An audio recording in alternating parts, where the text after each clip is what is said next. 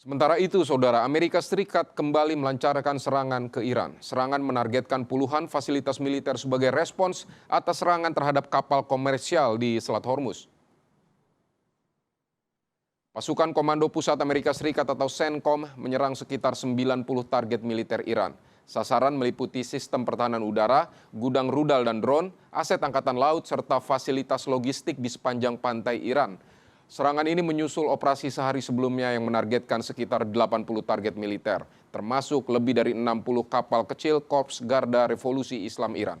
Amerika Serikat menyatakan operasi dilakukan sebagai respons atas pelanggaran gencatan senjata dan serangan terhadap 3 kapal komersial di Selat Hormuz.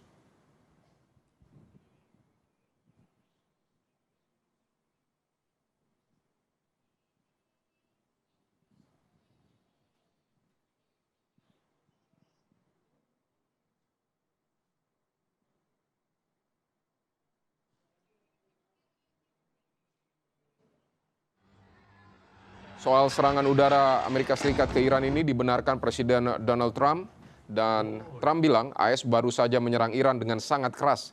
Serangan tersebut dilakukan sebagai balasan terhadap ancaman navigasi di Selat Hormuz.